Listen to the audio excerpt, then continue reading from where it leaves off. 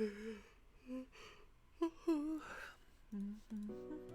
wait, hold up. I need that. There we go. Alright, we're back in it again on a Friday. Alright, I'm back in it. I did have a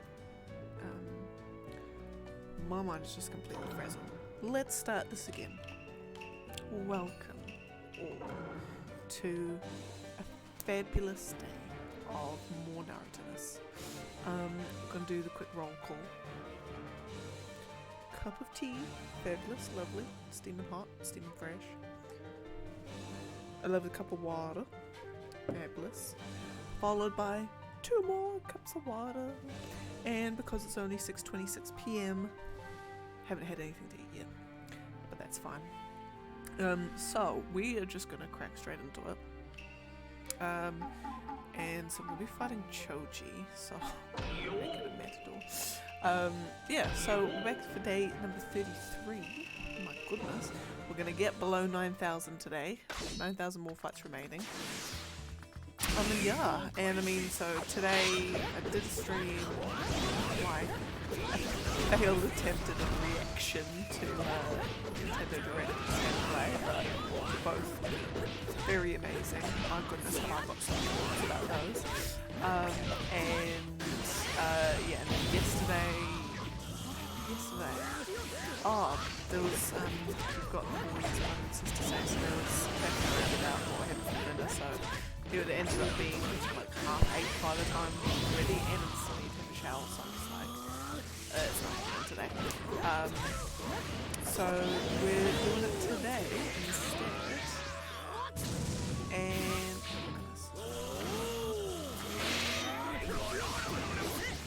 yeah, so we're doing it today.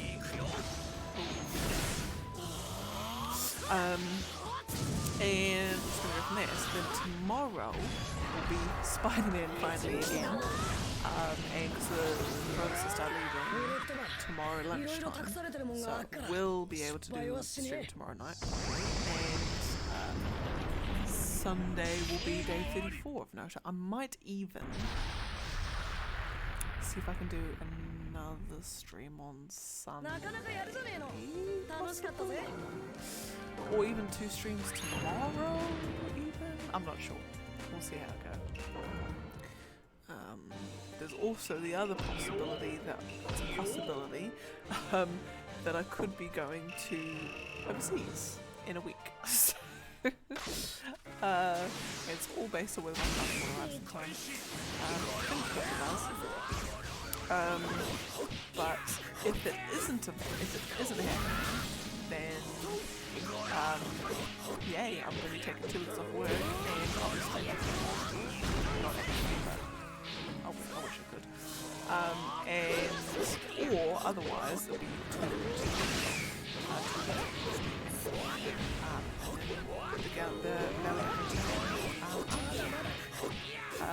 And yeah, so that's what's coming up anyway. But regardless of where I go, I'm going over or not. Thursday definitely will be.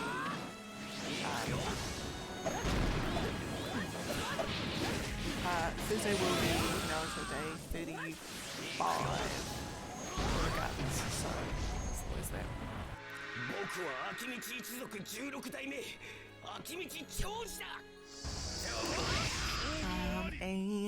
And what? So yeah, so that's the schedule. But we have some. What's it? So I'm going to see if I can push like and finish the main story of Spider-Man tomorrow. Yeah, it's tomorrow. Yeah, it is tomorrow.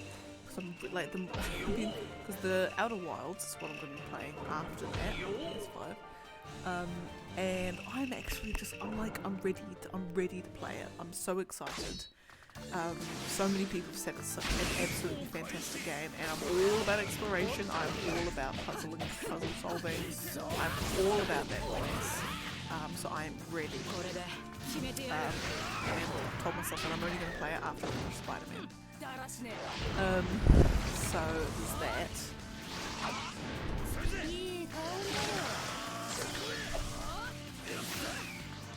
Even though also at the same time bracing myself for, because for those who don't know what the other mod is about, is it's almost like space and planet exploration, but like planets are like, they're not huge giant planets.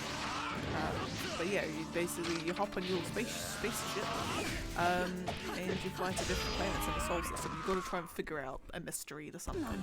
Don't know what any of that is. That's all I know. But also, I do know that on one of the planets, and I know the name, and I know everything about it. Well, not everything about it, but I know the name of it, and I know what to expect.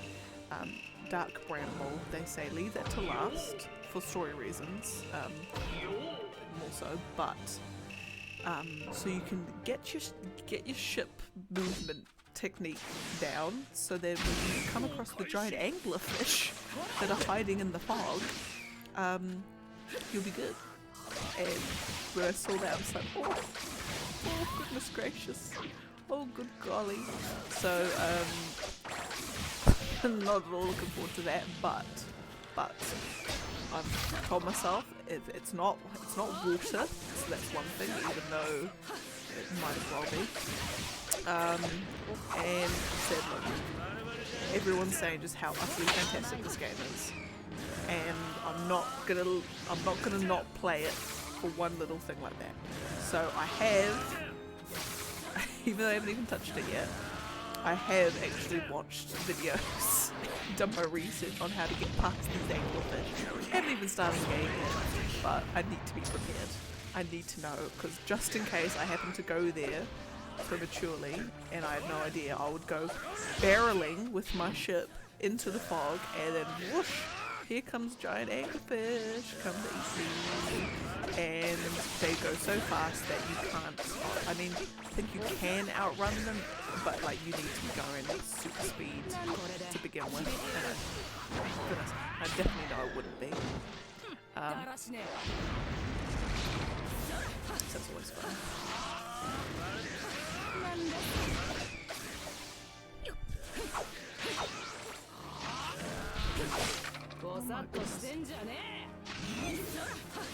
She is baiting out. She was so baiting out her substitution to go up. Anyway, yeah, so I'm very excited for that. I'm actually, well, not excited for the anglerfish, but excited for the other ones. Which will probably be either if I do go on holiday, it will be when I come back, or if I don't go on holiday, then it will be sometime that weekend, most likely. But we'll see.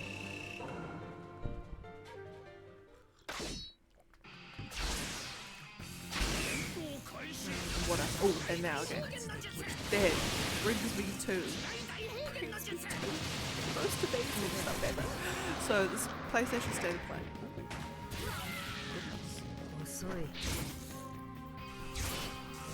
So the joyous PlayStation State of Play starts with an absolute banger of Tekken 8. Like, my goodness, what a way to reveal Tekken 8. And I am 99% positive that they also showed like actual story gameplay. Because it was like, I'm like, this frame rate's too high for a cinematic trailer, and then it like goes straight from that into Jin and Kazuya fighting. I'm just like, oh, this is most definitely gameplay. And I'm so like, it looked amazing. It looked fabulous. And yes, so the PlayStation 2 play does some other stuff too. I think Stellar Blade. I think I might be interested in it. I think if it's like a Nier Automata style action, I'll be interested in it. I'll probably need to see more about it. Some other stuff though, I might. But they knew what they did, because the main event, what everyone was there for, was to see more juiciness of God of War Ragnarok. And my god, that trailer. Like, my god, that trailer. Like my goodness, that trailer. If you haven't seen it, my goodness, what a trailer it was. It was like, it just had everything. It had action, had enough story to keep you going, it had some new stuff, and it was like, if this is seriously that they're gonna start going to all 9 realms, like sign me I mean, I'm already signed up, but like I'll get your most expensive VIP pass. Like, my goodness. I have a thing. I'm far more a visual person than I am a audio person, and I love color. And I love not like throw me blues, throw me purples, give me all that good fantasy colours. Oh my goodness. And my other thing as well to go with that is like cool fantasy skies are my thing. So like think Sovngarde. Like you're in Sovngarde and you look up and you just see this swirling vortex of purples and pinks and blues, and my goodness, it just looked beautiful. And then you've got like the soul can in the Dawnguard DLC, isn't it? Then you've got this cool like weird like black abyss looking thing, and then in the Thor movies, like Asgard, it's all like that, like the pretty nebulas in space, and it's just so pretty. And then, like of course, God of War just being an absolute like MVP. There's the fight with like the Valkyries in this cool looking space nebula looking place, and I'm like, yes, and I've got a feeling it's going to be Asgard because it just looks so beautiful, and I want it to be Asgard, or might even be Valhalla. Will it be Valhalla? Could be. It could be anywhere. Oh my goodness! I just know that sky looked beautiful. It looked amazing, and I want it.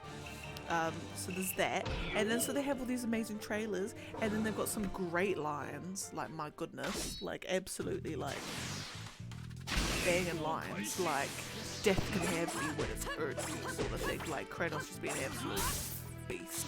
I love it, it's fabulous. And then you've got that, and then you've just got like, and then that shot of Atreus firing the arrow over the sky, and then the Hati's the one that chases the sun, isn't it? And is it Skull and Hati? I'm pretty sure it is. But like, and it's got that, he's like flying across the sky, and then that whole like, how it like cuts through the sky, and it's like the nighttime on the other side, like, and then that whole shot was just so beautiful. And it was just like, and then you've got like the pretty mer people, and then you've got like the giant jellyfish looking thing, and I'm just like, this is gonna be an absolute beast for the senses. It is gonna be just the most amazing thing. And then they've got the Thor fight, and then they both throw their stuff and they like clash, and you can see the shockwave and all the ice underneath all like breaks and things, and then you can see like when Thor's running across the ice, like his weight's like pushing all the ice down, like the level of detail, and it's just like, it's just gonna be so good. This is gonna be so amazing. Like everyone's like that meme of Spider-Man where he's like, from the first film, where he's like can't see, they like puts on his glasses, and it's like God of War is the first one that puts on his glasses in Game of the Year 2022, because I mean everyone's like, this game hasn't even come out yet and it's already won Game of the Year. It's just man, because I mean from the trailer they definitely had Midgard, they definitely had Svartalfheim, they definitely had Alfheim, it looked like Alfheim, they definitely had Helheim, they definitely had Muspelheim, well sorry, Hain is in that. They like, so the only ones that I'm like not 100% is Asgard, Vanaheim, Niflheim I didn't quite see, and then Utgard. Oh no, Jotunheim as well. But like, my good gracious, it was just it's just fabulous. It was amazing.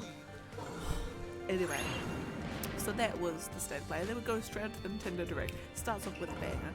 But next Fire Emblem game, let's go. Like, I have only actually ever played the Fire Emblem games when they sort of rebooted it with Fire Emblem Awakening. That was my first Fire Emblem game, and I'm like, this is fantastic. All of these characters are great. And was it in that one? Yeah, no, you could like match up people in that one, and they had little kids, and they could have kids together. I think it was like the gender was the gender was the father, or like the hair color was the mother's or something. The hair color was anyway, or maybe it was the hair color was the father. It was. But yeah, so they had that, and then Fire Emblem, the Birthright Conquest and Revelations, that was great. That was absolute cracking. They had some fabulous soundtracks. And I'm just very excited. Everyone's already roasting the main character's hairdo because it looks like he's like a Nintendo Switch mascot with his blue and red hair. But I don't care. The game looks fabulous. As always, Fire Emblem combat is fantastic. Although I play on like the, it's not like an easy mode, but I play on the mode that when your units die in combat, they don't die forever. Because I'm not the best RTS person. My strategies are very much I'm on the defensive the whole time.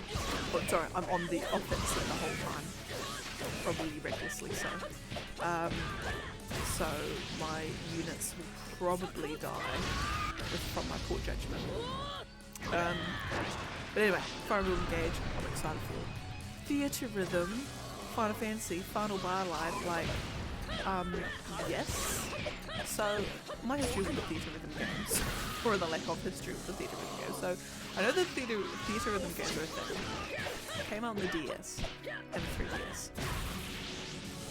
I have never found a copy in New Zealand. I've never found a copy in New Zealand. And I don't know why. Oh, and when I didn't have much money was when I found copies on Amazon. Basically, I've just really wanted to play those games, but I just never have. I never have gotten a copy, and I don't want to play it on an emulator as well.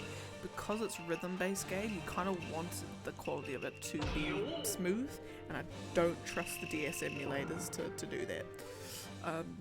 So I never played it. I really wanted to because I do like rhythm games. As much as I say I'm a visual person, I do like rhythm games. And Final Fantasy music is always just a masterpiece. No matter what you say of any Final Fantasy game, everyone, regardless of like, you get people who are like, Final Fantasy 15 was pretty dumb. That soundtrack was fire, you know. Final Fantasy 10 was dumb, you know, due to turn-based gameplay. But God, that soundtrack, like everyone, regardless of whether they actually liked the game or not, always agrees that the soundtracks of Final Fantasy are just absolutely fire. So theatre rhythm, so rhythm games in Final Fantasy, like, yes, made in heaven. So then now they're releasing a new theatre rhythm game, and I can actually now play it. Oh, I'm so excited. And I'm definitely getting like the edition that comes with like the 500 songs. Like, yes please. Thank you very much. But this one's fabulous, very excited. So that's one. What's the other one I was excited for? What was it? It was, Master Detective something. Master Detective something with A. Archives. Master Detective Archives, and what was called Rain Code. Master Detective Archives Rain Code. It's a Spike Chunsoft, and they are. So they did the Zero Escape series and the Dangan novels. And if you aren't into your like super edgy murder mysteries or like super hardcore mystery games, you will not like their games. But and also if you're not a fan of visual novels, you won't like their games. But if you like your visual novels and you don't mind your sometimes absolutely outlandish stories and mysteries, then it will not be the game for you. But if you do, then then again, having said that they're outlandish, as much as they are absolutely outlandish and crazy at times, they are some of the most well-written games ever. Every detail is accounted for, and when every detail is accounted for in a mystery game, like, you just, you're winning. You got my vote. I love you. You know, so anyway, so Master Take It Back, guys, I think it's only on the Switch. I bet you it will come to PlayStation though, but and it'll be one of those games that I don't immediately get. It'll be like, okay, right, I've gone through God of War, I've gone through Crisis Core, that's the other one from the State of Play. Oh my god, I can't believe I forgot it. Yeah, it'll be when I've gone through all of those games, the Master Texas one will be like the next one I get, when I've burnt through all the rest. Which then brings me on to Crisis Core, back to State of Play. I didn't realise it was going to come out so close, like so soon. So it's the Crisis Core reunion, or Crisis Core Final Fantasy VII reunion, I think is the proper title for it. But it's a remaster, well they say it's just a remaster, but anyway, remaster of PSP 2007 PSP Classic. I've never played, I never had a PSP, so I've never played Crisis Core. Everyone's seen the NGO versus Genesis versus Sephiroth cutscene fight scene, because that is absolutely amazing. And I think the first time I watched that was way back in the day, where I had no idea really about like the Final Fantasy VII plot. Like, it was before I even played Final Fantasy VII. So it was when I think I'd seen Advent Children. I know my dad rented out Advent Children from Video Easy when it was still a thing.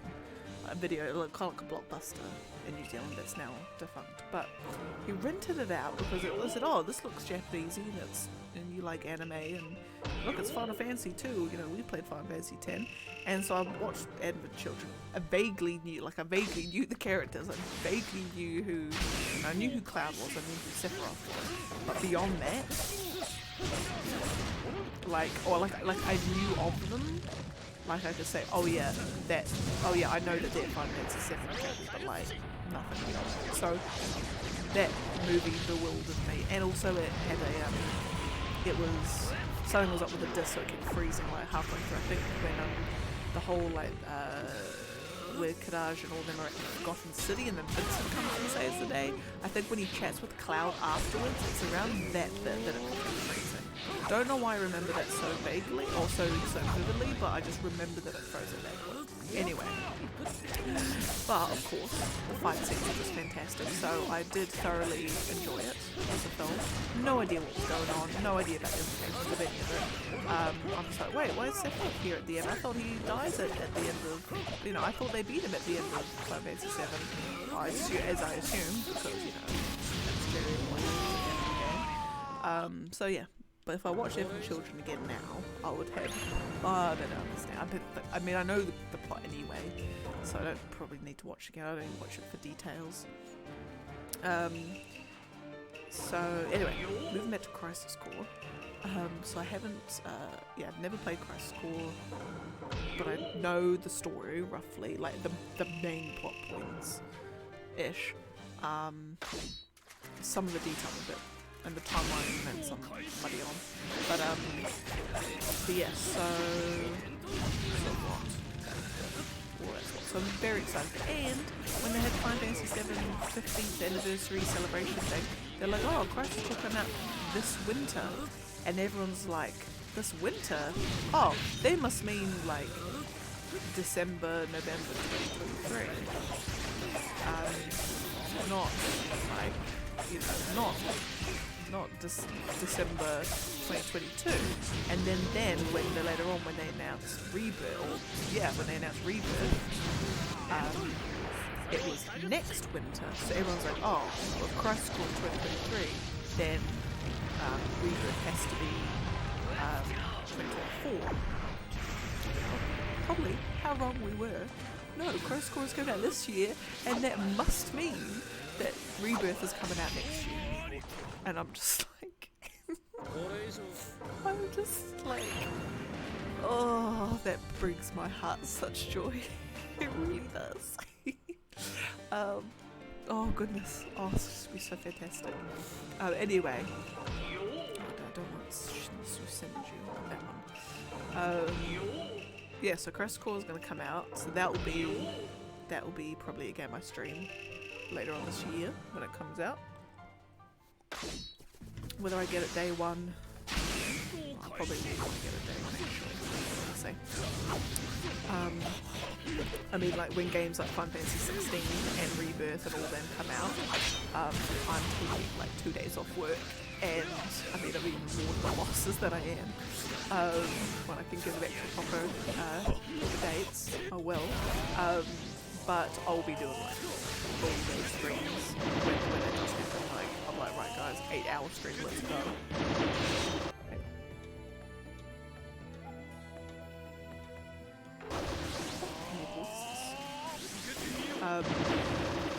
Yeah, so that will be fabulous. Anyway, so Crash Course now back to Nintendo Direct. So what else do we have? We have the Master Detective thingies. Oh, then we had like 50 life sim or farming simulator games. Oh, we got a farming simulator where you got fairy wings. We got a farming simulator where you can.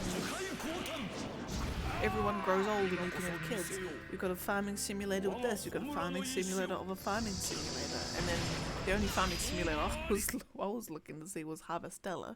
It's the very next one where it's like, imagine like Final Fantasy, but a farming simulator. That's me, I'm down.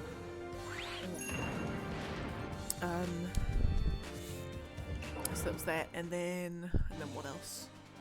There's another one as well. Just trying to think what it was.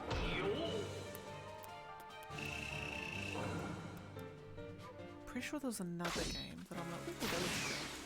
Can't remember what it would be. But, and then we had the title reveal for no longer Breath of the Wild 2, but Tears of the Kingdom. And like a teeny little smithereen of gameplay.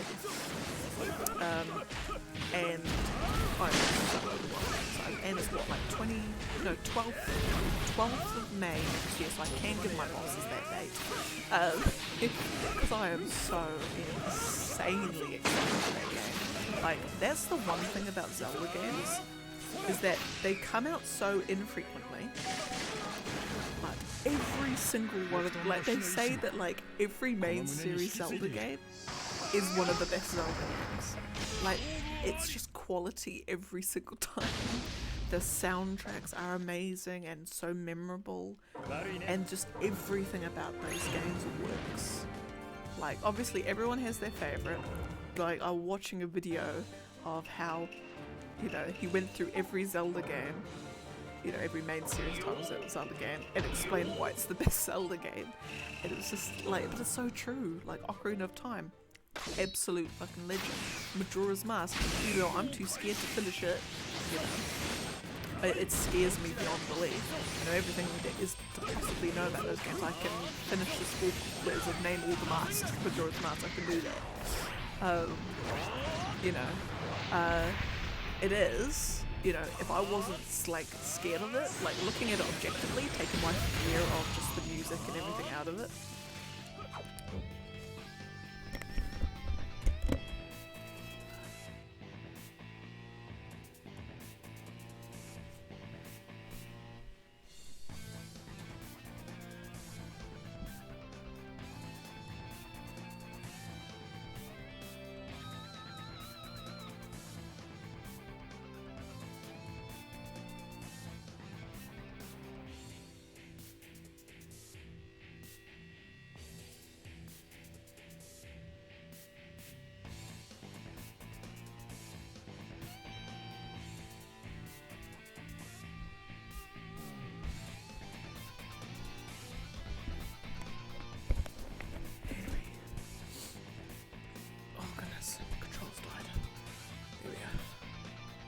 Fabulous, we're back in.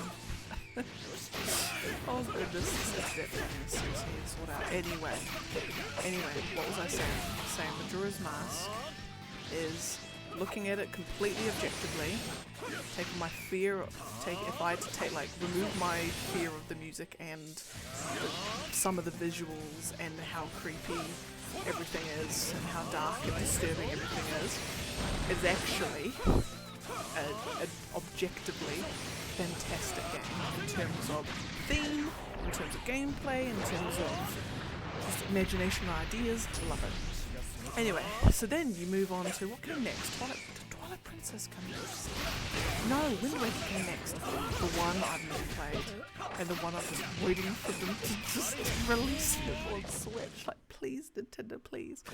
But like, again, a game that I was given the Prima guide manual to it by someone I went to primary school with, and I read it cover to cover probably about 10 times.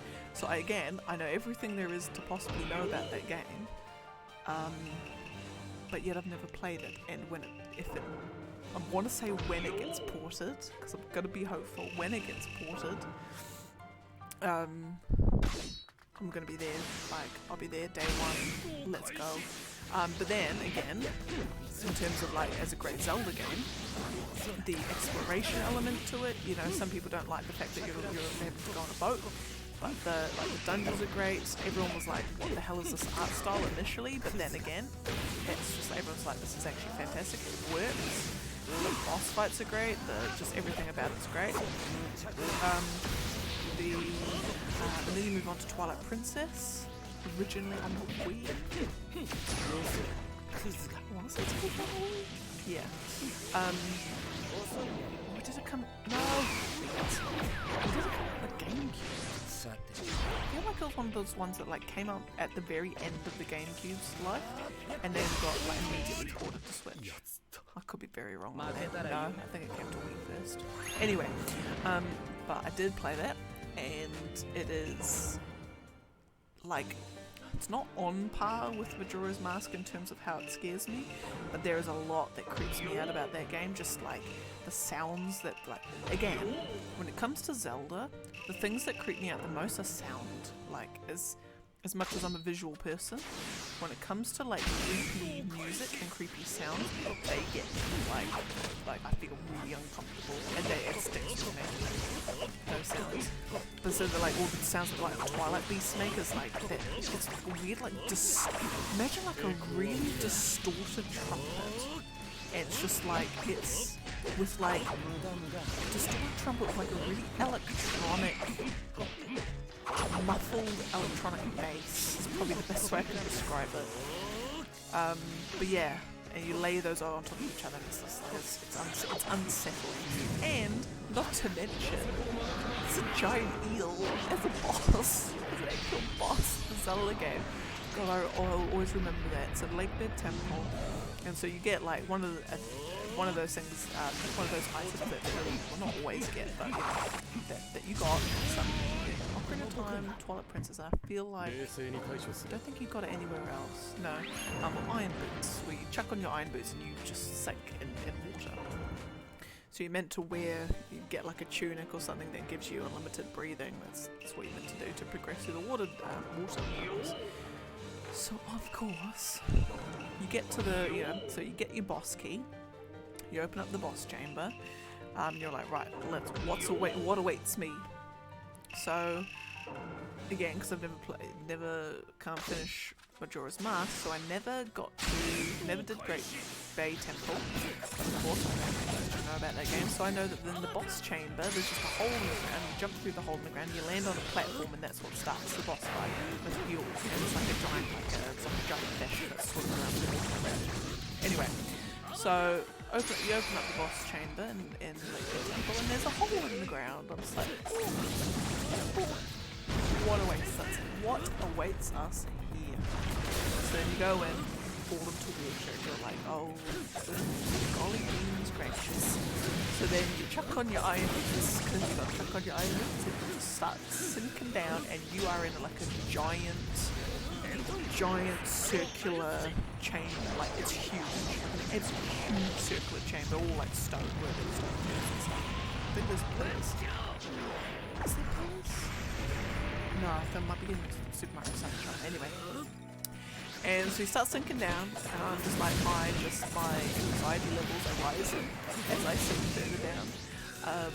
My heart is beating, my throat is dry, my life is flashing before my eyes, I'm like, this is gonna be a great time.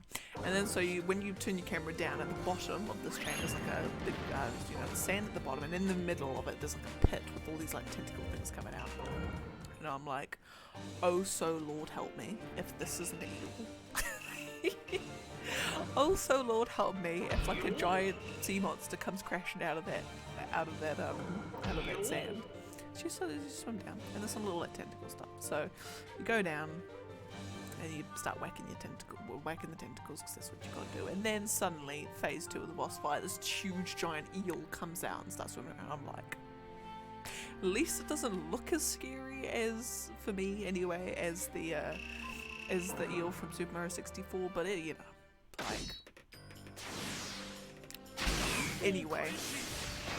So that was always fun.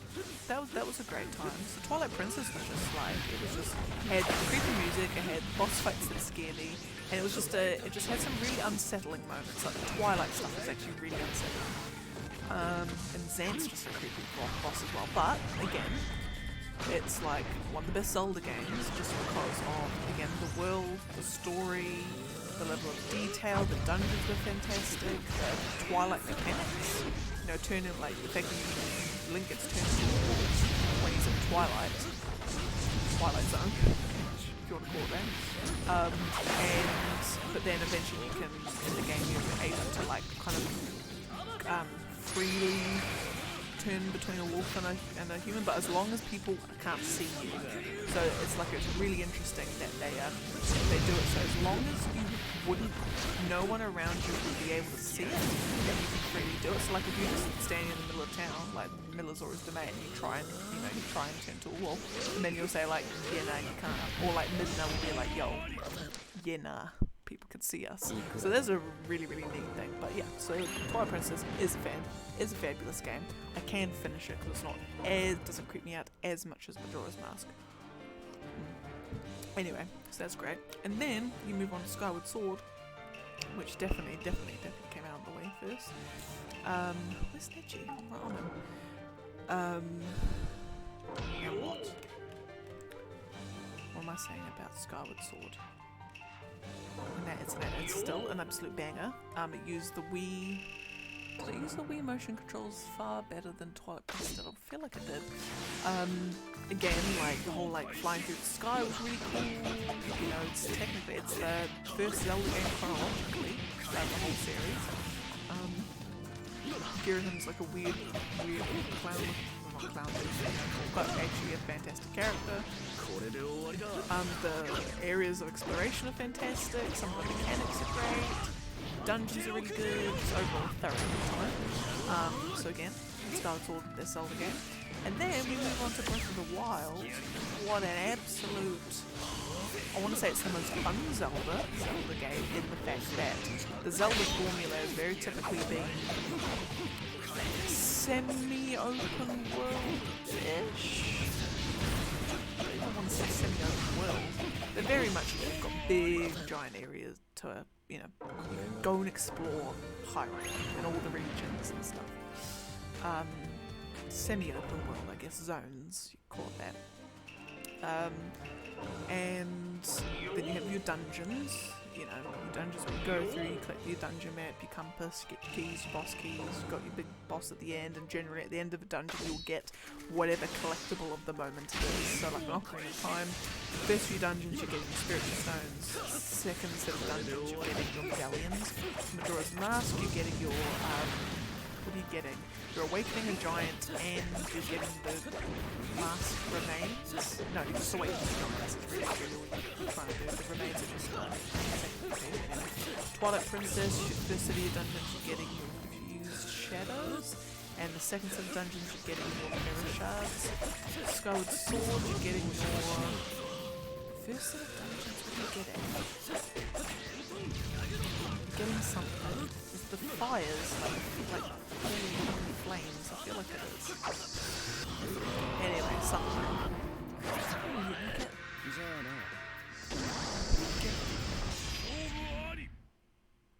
I can't remember what you're getting. You're getting flames on one of them, I know, because you need flames to temper the sword. And then after that, what are you getting? I can't remember. Anyway, but again, so then Breath of the Wild is like, hey, yeah, we have dungeons. They're not really dungeons, they're more just like giant puzzles, really. Giant machinery puzzles-ish. No, that's a bad way of explaining them, but essentially giant puzzles in a very contained area.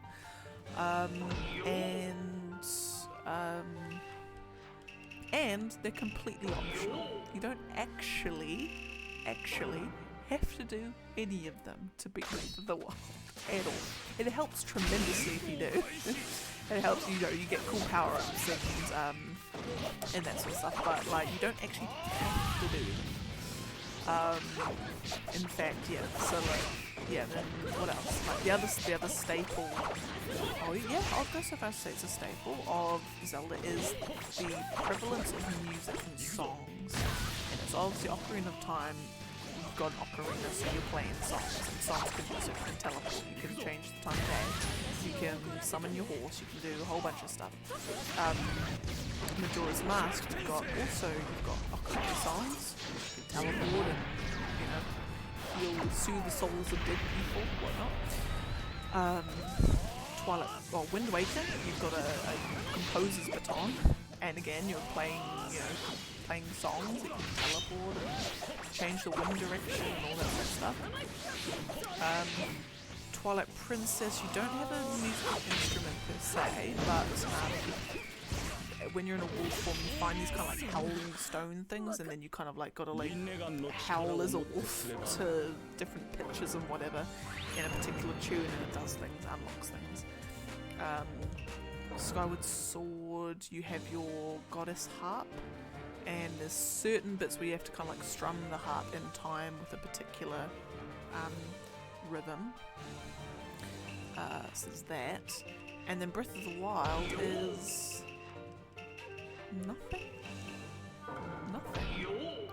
nothing musical related that you get at all. There's no like songs that you learn, or particular tunes that hold some kind of do something magical, or have some kind of effect on it. Nothing at all like that. No dungeons, I mean class as dungeons, even the shrines. Yeah, shrines and the divine beasts are like the equivalent of dungeons, but even then they're not dungeons per se. Horses, or you know, your method of transport, again, completely optional. You can capture horses, but then you've got to capture the horse and take it to the stable, whereas in all of those other games you get a form of transport, whether it's a horse or a boat or a bird. You get, what else? What the other staples? I mean, I suppose you have your tools, so obviously you've got your sword and your shield, but you also have like hook shots and different types of clothing and different boots and bracelets that let you lift up bombs and rocks. You know, bow, well, I mean actually, but yeah, you've got all these different tools at your disposal to do different things. Whereas Breath of the Wild, you've got a sword, you've got a shield, you've got bows and different kinds of armors.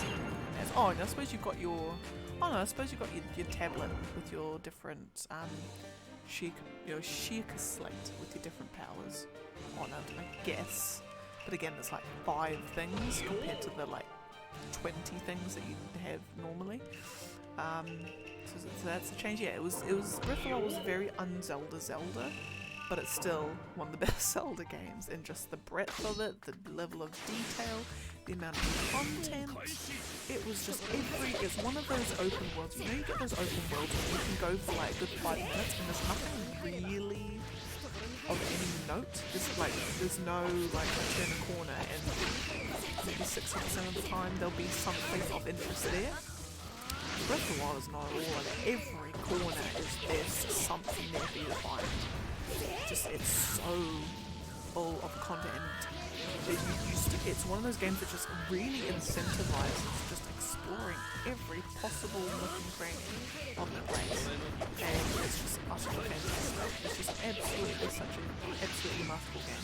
My one criticism, and which is everyone's criticism, is there is weapon durability, and it's very, very, there's you get this amazing, huge double-sanded fire sword, and it breaks in like 5 swings. I can understand why they're done that way to encourage finding weapons, encourage the whole like, because there is, I suppose, a survival aspect to it, which they're trying to thing. And you know, if you're finding some amazing swords and they just make your time hella easy, because the swords do make your time hella easier, should I say, then it kind of takes you'll get to a point where you're just like so OP that like literally nothing can touch you, whereas the weapon durability always means there's some, you know, you'd be a bit too reckless and you could end up having actually a really tough time, and you're 200 hours into the game. So it doesn't let you become so insanely overpowered that you just always got an easy time. And I really appreciate that. So as much as I don't particularly like the weapon durability, I can understand why they've done it. And I can appreciate why they've done it. Yeah.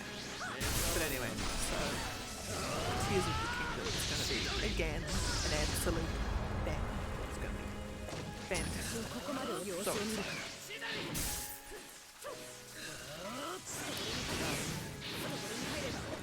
excited. So that's my giant thing. That's my TED talk on Zelda.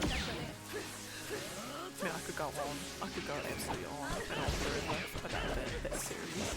It's just, oh, and you might also be, the Zelda things at the moment, you might be like, you're missing a Link Between Worlds, you're missing Link to the Past, you're missing Zelda 1, Zelda 2, Link's Awakening, you're missing all of these other games. I was like, look, when I talk about, like, how do I word it? Like, when I think of Zelda games, I think of from Ocarina of Time up. I do know that, you know, not to say that, like, Oracle of Ages, Oracle of Seasons, Triforce, Four Swords Adventures, Triforce Warriors, Phantom Hourglass, Spirit Tracks, all these other games, but, like, I particularly focus on the 3D,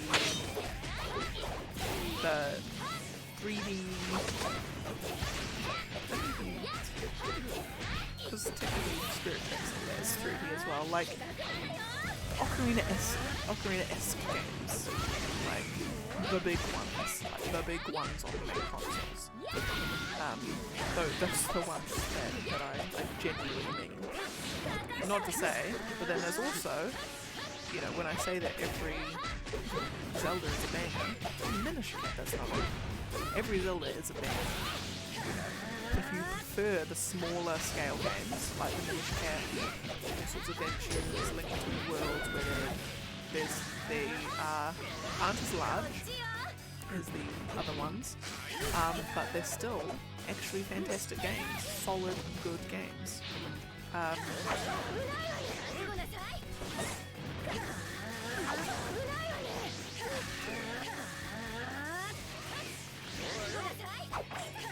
And the other thing too that I love is I'm always partial to a good world building. And like lore. Like I love, like I have this thing with like, I was gonna say what I call environmental storytelling, but it's called environmental storytelling. Is when like so Zelda, and especially the dungeons in Zelda game, in the Zelda game I touched on now. Fabulous. I just got it. Anyway, is that like if you look at how like all the designs on the wall, like symbolism is so like is such a through line across all the Zelda games. Oh my goodness, what a cut.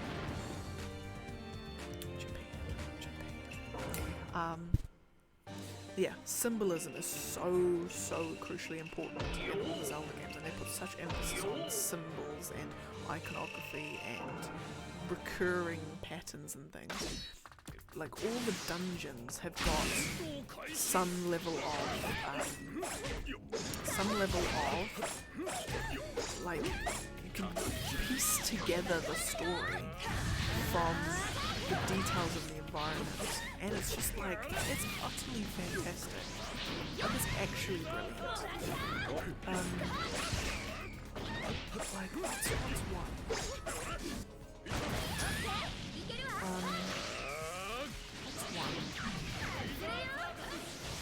Like, you can tell the history of the place without needing to tell the history of the place. So like, what's a really good example? The Forest Temple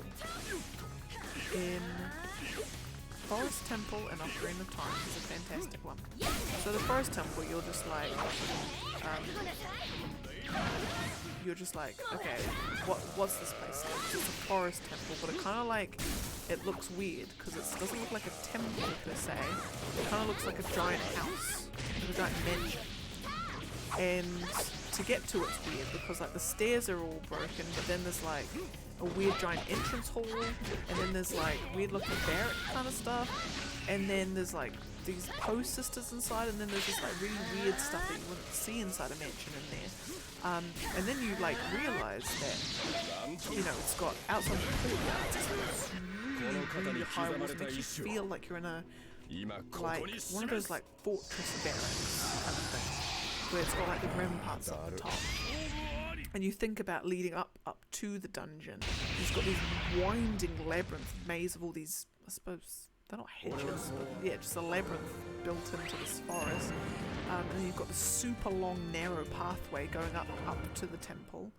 And then you've got like a giant plaza in front of it. And then I was watching one video and they said like, wouldn't it would make such sense if this was actually meant to be like a military outpost. Like, or like this mansion has been turned into a military outpost, or the outpost has been turned into a mansion, one of the two. And the other thing as well is that you can tell that originally,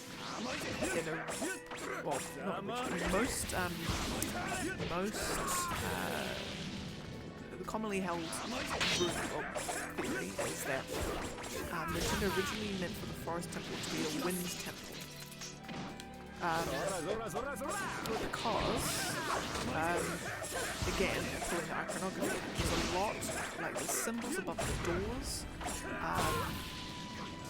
and symbols above the doors and all that are, like, they look more like a wind turbine than anything else. There's like, sort of like, there's like fan-shaped looking things. In fact, actually there's so much, there's more to that there and I can't actually remember what it was. Anyway, there's all this stuff. What's another good example? Oh, let's see.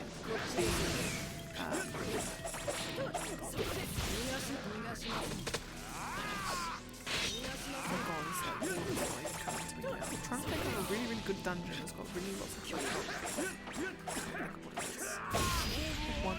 There was one example people always use. What is it? I feel it's from Twilight Princess. I've got a feeling it's from Twilight Princess. It's a city in the sky. Anyway, long story short, is long story short is that Zelda dungeons, Zelda just in general, there's just so much detail in the dungeons, and it's just amazing. It's Stone Tower Temple. That's the one that you okay. Stone Tower Temple in the first place. Okay. I haven't actually physically done this, but so, as you climb up, so the long trail theory, so, okay, actually no, before, so the premise of all of this, you have a modicum of understanding of, no, that sounds really fun, but anyway, You need to understand what kind of like the gist of the Majora's Mask is. So Link is trying to find his fairy companion from Ocarina of Time. This is Child Link as well.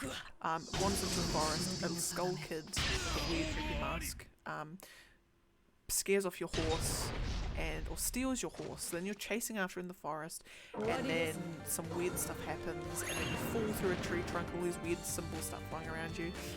You find the skull kid, and then he turns you into a Deku Scrub with like this little like forest creature thing with no arms that can like shoot seeds out.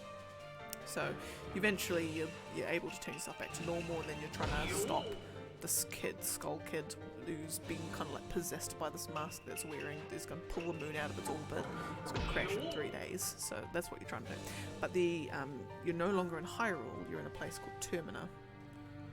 And basically everyone's now freaking out because the moon's going to crash, and the Clock Tower Festival is going to happen on the day that the moon crashes, and everyone's just freaking out. You go to all these different dungeons or whatever. So Termina is kind of like, it's never clear. Is it made it clear like what it is? It's not like an alternate dimension. It's not like an alternate. It's not an underworld. Like some people think it's an underworld. Some people think it's like a purgatory. Some people think it's a parallel universe. Some people think it's like an alternate timeline of what Hyrule is. Some people think it's like a nexus of other dimensions.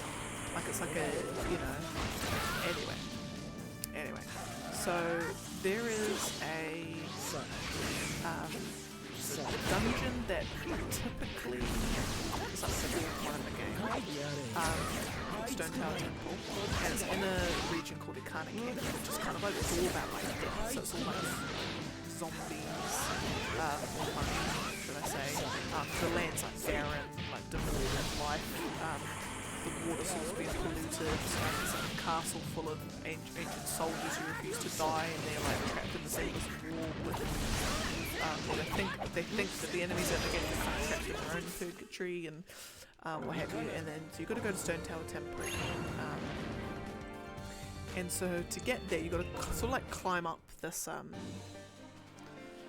what would you even call it, a tower, I guess, with all these like floating blocks. But on the blocks themselves it's like a weird like goblin demon looking thing, and like it's got like a giant tongue that sticks out, but then like the tongue goes under, and then underneath the blocks, and if you look at underneath the blocks it's like the Triforce, like the symbol of the goddesses, and it's like it's kind of just like the kind of feeling that you're getting from these boxes, like whatever the culture, whatever these kind of people were, they kind of like didn't think much of the goddesses. So obviously, like, you know, showing a divine object kind of being like licked by a demon, whatever, you know, it just you get the sense that they didn't think very highly. So you're climbing up this tower, and you know all the stuff. You've got like there's like a there's outside the main body of the temple. There's like a flame, like a finger pointing up to the sky. Well, it looks like a finger pointing up to the sky, but it's like it's got like a flame on the top.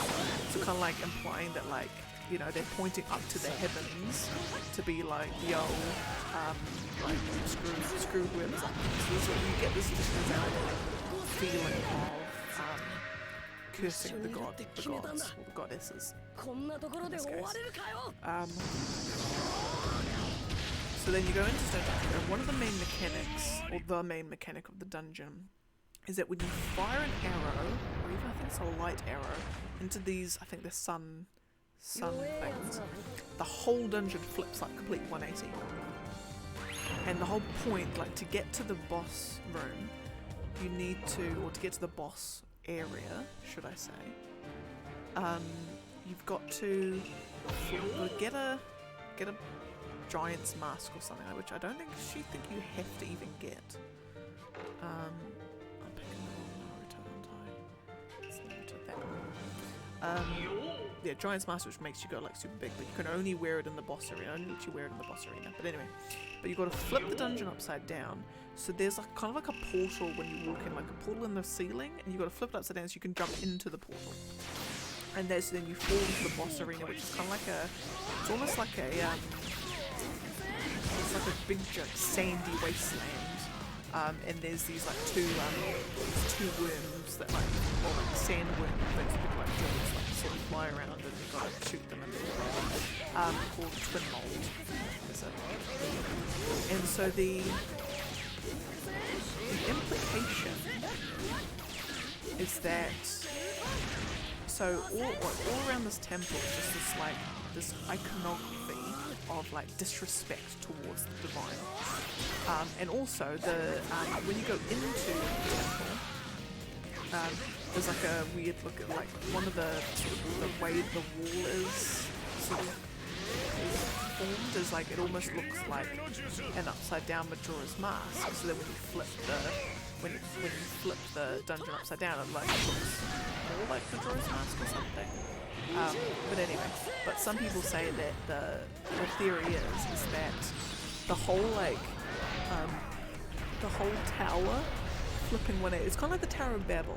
So whoever these people, this culture was, built this tower to try and reach the goddesses. You know. Oh goodness, that scream. So yeah, to reach the goddesses, and then the goddesses did something, I can't remember exactly what they said, like, was the cause of it, but basically the goddesses are like, nah, screw you, flips the tower 180, and they end up just like all falling into hell or something, something like that, or what they thought they were going to heaven, but actually they were building down into hell, something like that. Anyway, I'm probably completely butchering it all, but like, again, nothing in the game tells you this explicitly. It's all implied by the way that the dungeon is constructed, the way that the icons are used, all these different things, the way that, like, they just put all these things there.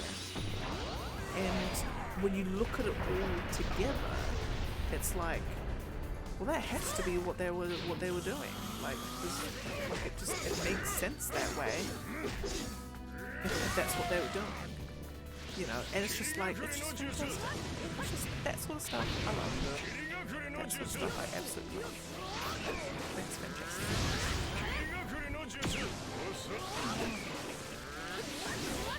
Always Zabuza and problems with Zabuza and Naruto.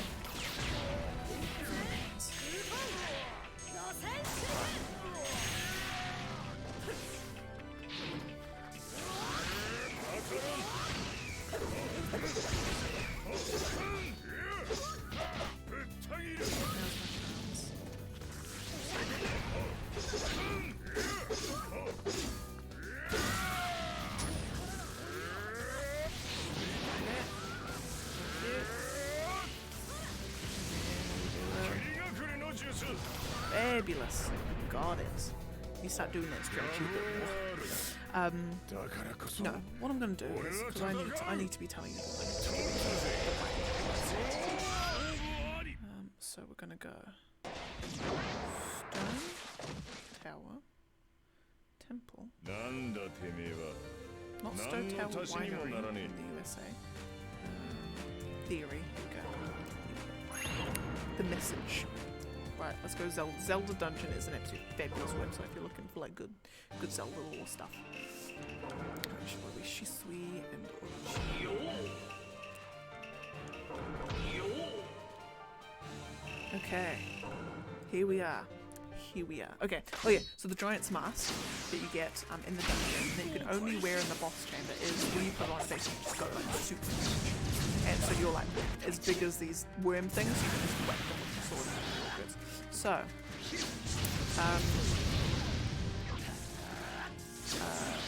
what's it? An ancient people built Stone Tower as a stairway to the heavens. They would invade the sacred realm and slay the goddesses of the rifles using the power of the Giant's Mask they create. Now, prove once and for all that their beloved giants were superior to some female deities. Okay, that's the other thing about Termina. So they're kind of like their equivalent of, I suppose, goddesses in a way. Are these four like giant looking things? They're like, imagine like, I I don't even know how to describe it. Just imagine like a giant head on like really gangly arms and legs. It's really weird. Anyway. So the goddesses were not pleased, as you imagine.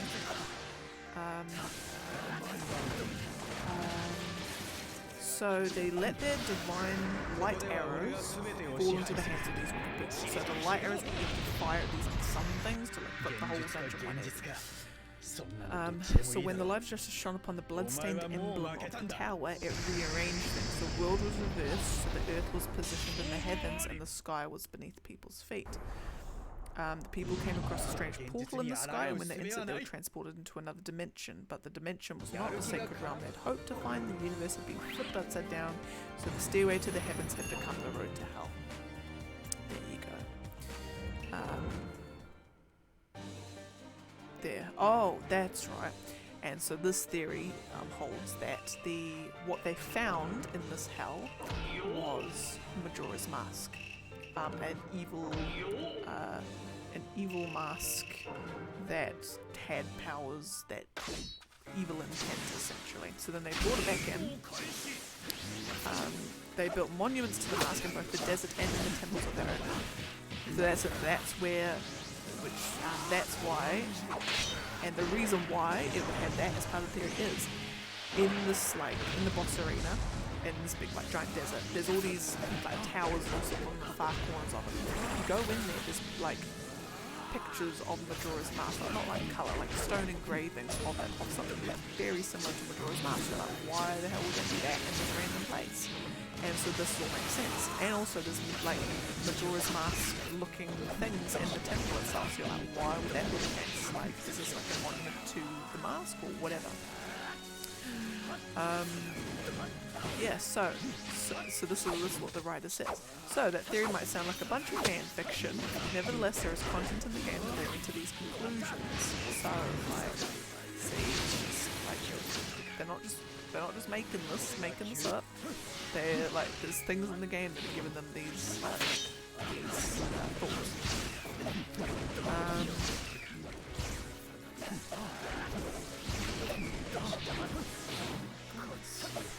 She's sweet. Don't just chill. And Orochimaru, don't just damage. Yeah. So tower, you must manipulate a series of blocks. Features a nude creature, and it's got the Triforce underneath it. Gargoyle is lifting Triforce, which is disrespectfully placed on the bottom of the box. There you go. The giant pointing hand pointing up to the sky, basically like a screw you kind of gesture. You got that. Just pick the characters and then I'll read the next bit.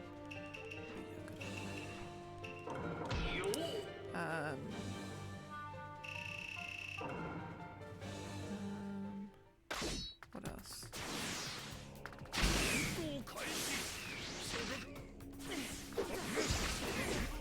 Oh yeah, no, so I was talking about some other questionable things.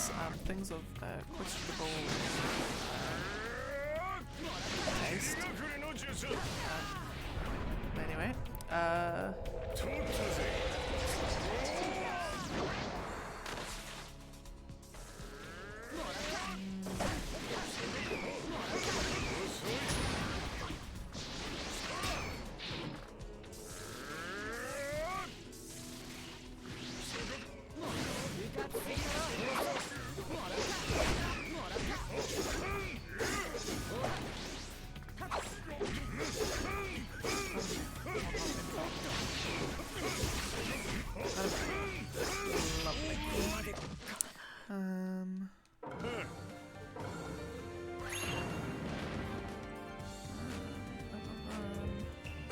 what else we got?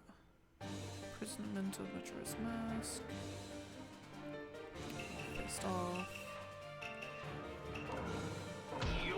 And Sabuzar.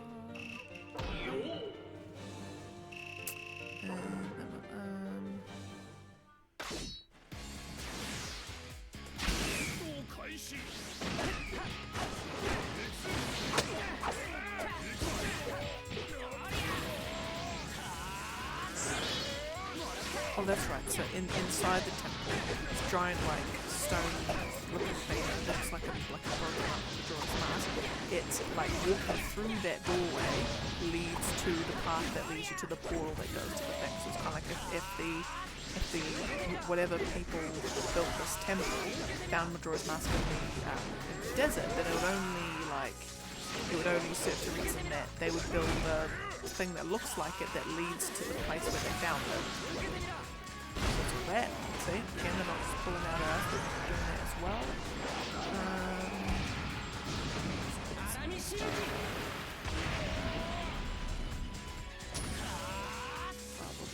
Blah blah blah blah. Oh my goodness, this theory is my goodness. They've got so much stuff in here. Okay, this is probably like a good 2-hour read, so I'm really just skimming through it. Stone Tower looms over the dead king of Ikana.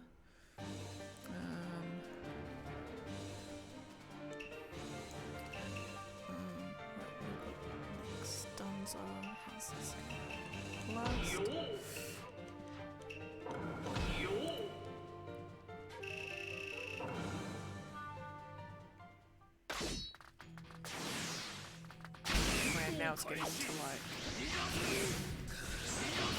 Now it's getting to like for the whole rest of the game. So, but anyway, you get my point. There's so much symbolism in there that you can come up with all these wacky wild theories, and it'll make sense. Context of the game.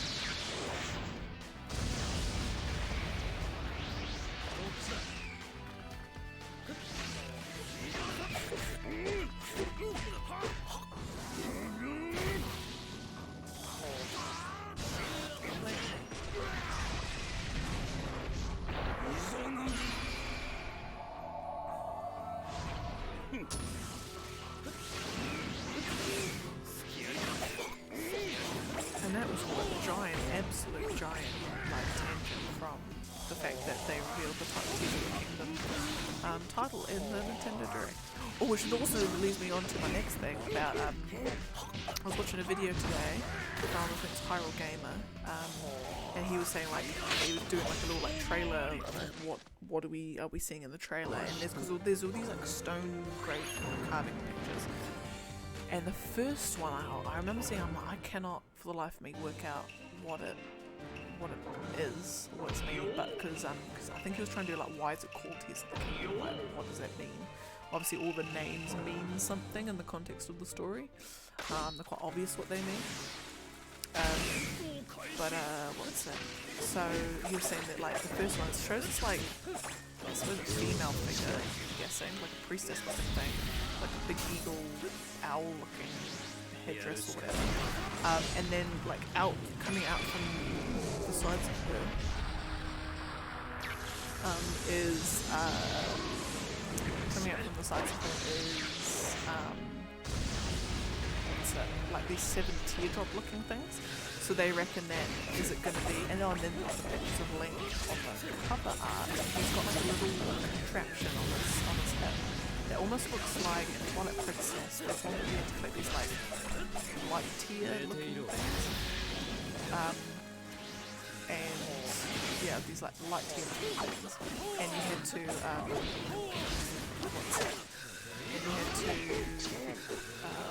basically like fill it up. It kind of looks like imagine like a little plant wine thing, but instead of leaves, they're like little bubbles. And so it kind of looks like that, but on a smaller scale. So like, he was saying, that the whole like tears that they're referring to is like light tears or something that you have to collect as part of dungeons. Or like your main thing is there's these 7 tears that when you collect them, and they might represent something like 7 sages or 7 whatever. And once you like collect them, then oh hello, I'm good, how are you? How was it? Yeah, what'd you get? Oh, you? Is it nice? Oh, you brought it home. Oh, nice. I did. I put a log on. It was almost out. Was that? I put a log on. How long ago though? Probably about like 20 minutes, 25 minutes ago. And then I put it on low. Oh.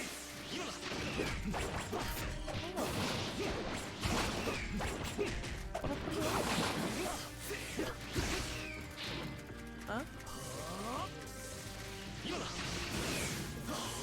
Is it completely gone out?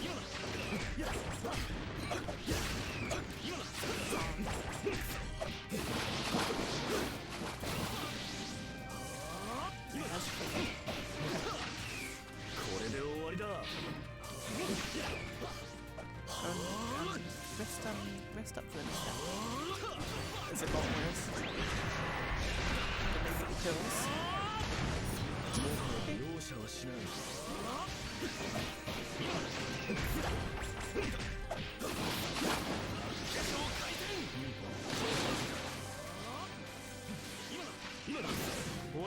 Wasn't busy yet. Yeah. You couldn't get a car park? Yeah. Oh really? Or like across the road from where it was, or yeah.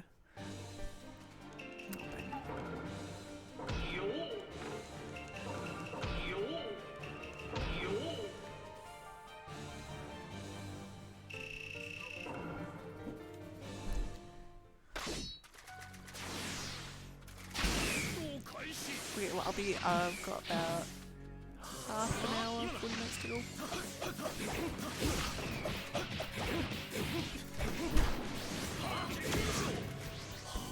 We went out to get some chicken.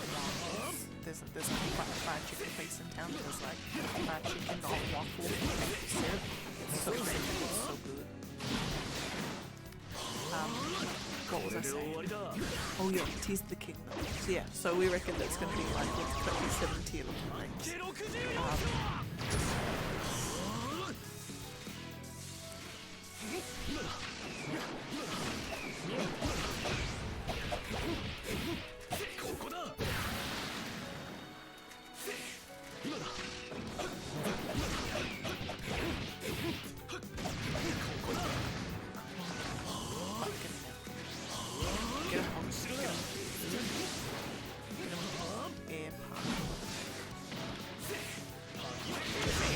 Alright.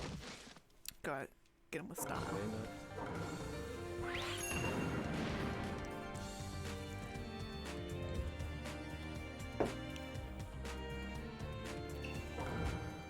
Alright.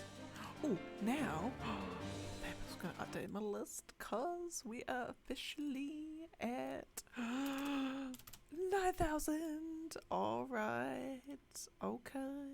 Let's go. We made it to 9,000. Only 9,000 to go. So, which means that we've done 2,227 fights to date. My goodness gracious, that sounds like a lot. 2,000 fights. Oh dear. So we're only like 20% of the way there. Goodness gracious. No, we're not even 20% of the way there actually. We're like 19.5 or 19.6% of the way there.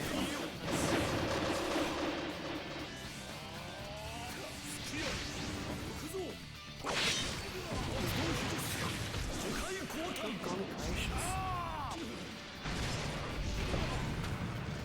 Blimey now.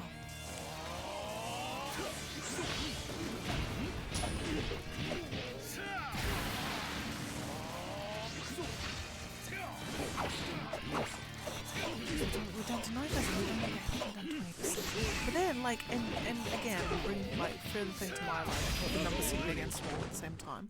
Like 20% was like, oh, right, a fifth of the way there. But then it's like 20% is like it's still when you think, when you try and frame it in your mind in certain context, it's like, well, that is actually quite a lot. In the grand scheme of things, 20% of 11,000. Yeah. That's great. Anyway,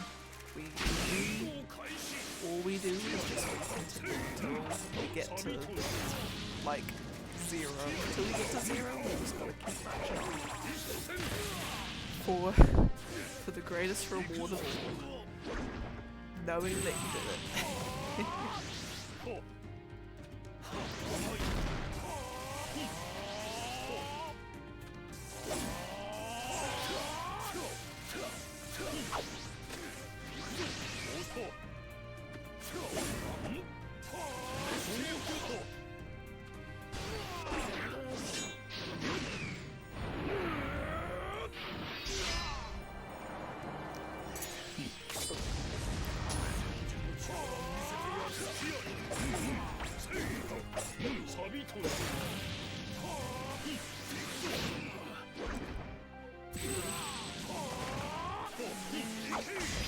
Lovely. Alright, we're now down to 8,998. Might even just drop it down, just so I can see that we're in the 8,000s. Look at that. Good golly. Right, now we've got 1010, Ooh, and Young Eno.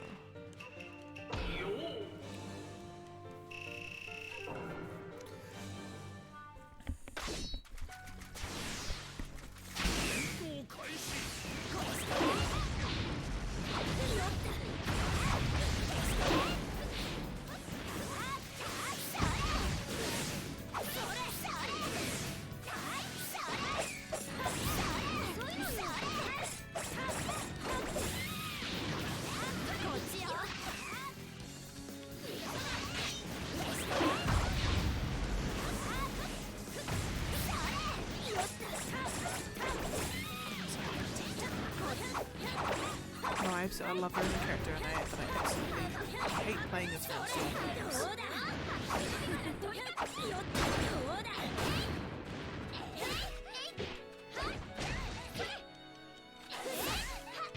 Oh my goodness, stop!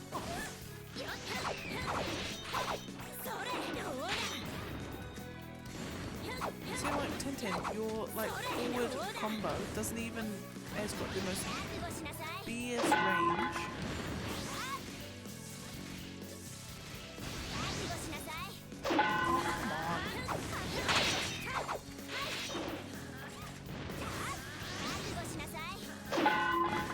Come on!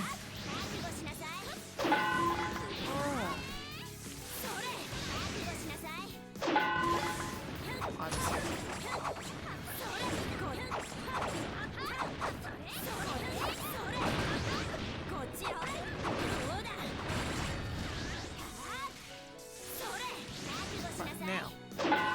Oh, for goodness gracious, thank you.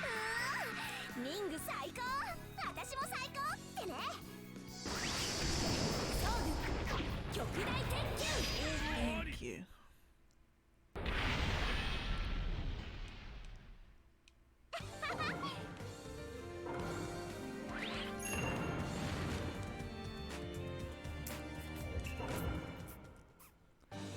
Right, now we can play as a better character.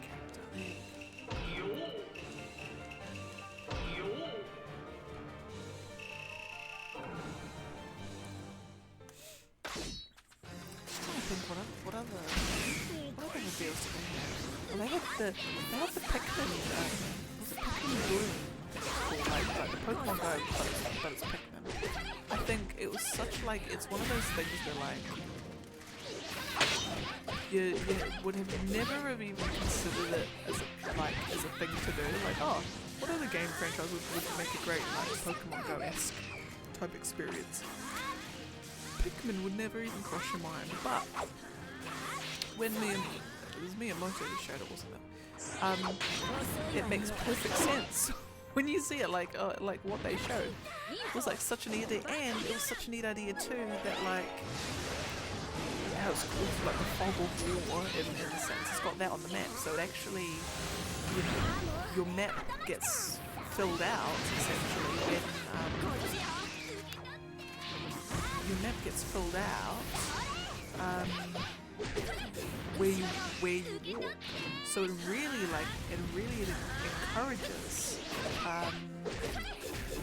encourages that you to go to all these new places to fill out your map. I think the whole thing is like you're planting flowers or something, or you're picking up planting flowers, something like that.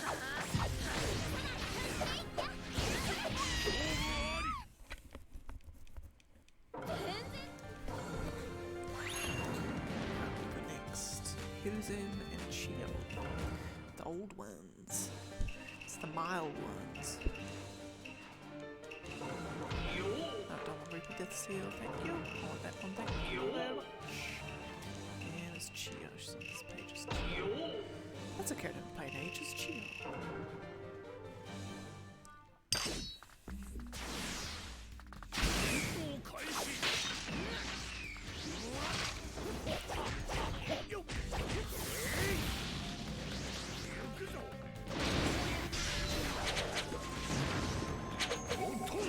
Yeah, Pikmin 4, Pikmin's 4 Pikmin, I've never played it. I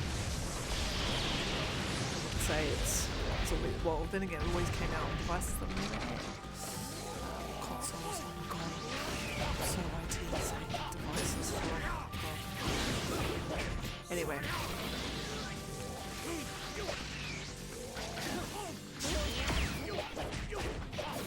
Geo, you're really slaves, great.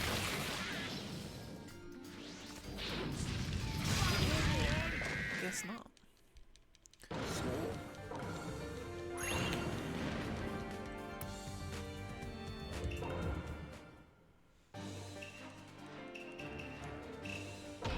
And also it's interesting. No. Why am I playing as Young Well, the other thing interesting too though, is I'm filling out, like, as I'm filling out the spreadsheet, I can't see any noticeable, like, I can't seem to see that one character, like, I feel like there's about like 3 or 4 characters I just hardly play as. Like, I can't remember the last time I touched them. I feel like normal Obito is one of them. Here's another one.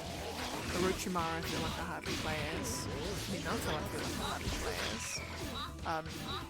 Yeah, it's just weird, but then it's like, it's interesting too because it's completely random who I'm playing as and who I'm playing against. So it's interesting that even with randomness, there's certain characters I'm just like hardly touching. So like I really do think there'll be a good like 15 or so characters that probably come to the last 1,000 fights. Like I won't have to touch them, and it wouldn't have to touch them because I've like fully completed all of their fights. It'd be really interesting. Because I reckon going off my current streak, or from if I think back to all my fights, like which ones have I done? Like which characters do I just when I think back, who do I always seem to be playing as? And it always seems to be, that's named 3. It will be Young Tintin.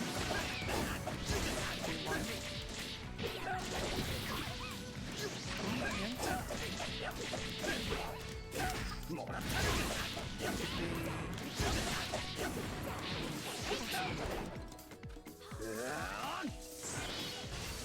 I feel like there was a fun time where Krishna was.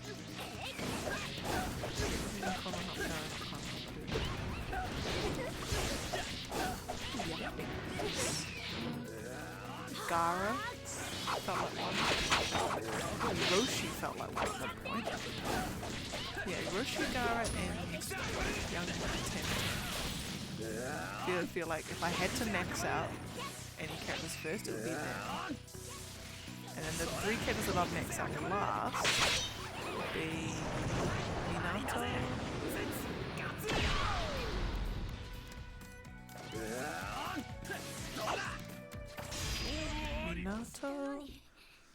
I'm gonna say Young Sasuke. No. Yes. Oh, Shino.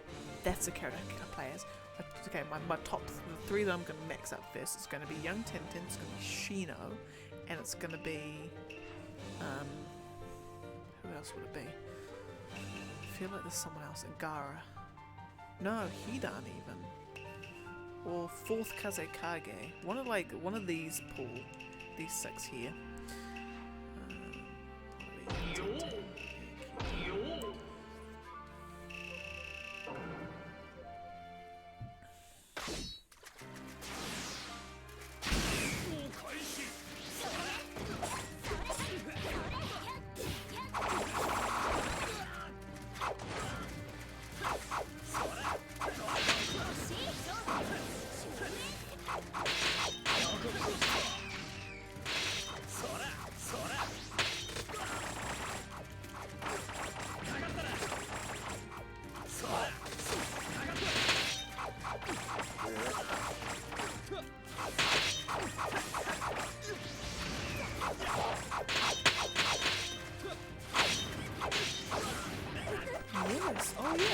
table ready actually. I'll go 2 why not. Just have to make sure I've got my yeah, actually I haven't got my browser. No, I don't have my browser. So I'll just have to at the end of the 2 hours I'll just bring my table up and show you. It's like it like when you look at it, it's like I think because of just the way that I've set it up, like all the stuff that I've filled in, like it feels like there's less fights remaining when you look at the table than what there actually is. But then when you actually look at it, like when you zoom in, you're like, oh yeah, no, there's heaps of gaps. There's heaps of gaps. But when you zoom out, it's like, oh, you'll be over and you'll be done in like 2 weeks. And I think I've still got my like, oh no, it might be on Chrome. Oh, I should have it where I can press a little button and it makes the confetti appear. I'll see if I've still got that on it. Alright, I've done those 2s. Now we'll leave 4th cousin Haku. And Haku.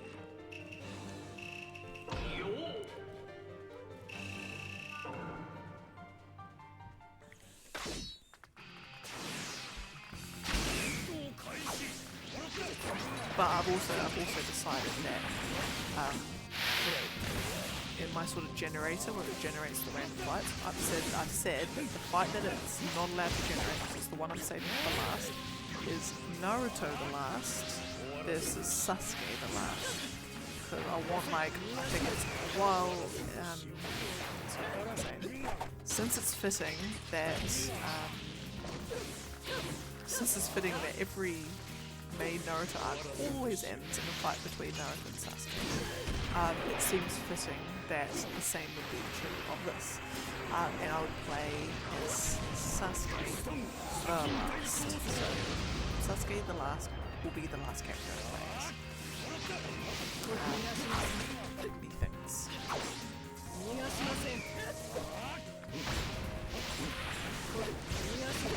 So that will be. So those 2 characters will be the only 2 that I don't. I definitely won't be maxing out really. And if they have, something's gone seriously wrong somewhere.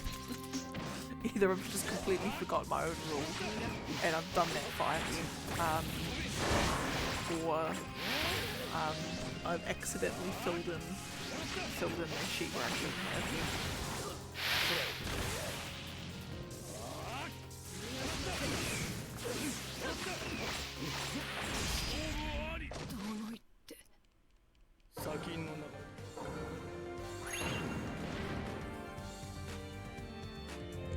Fabulous.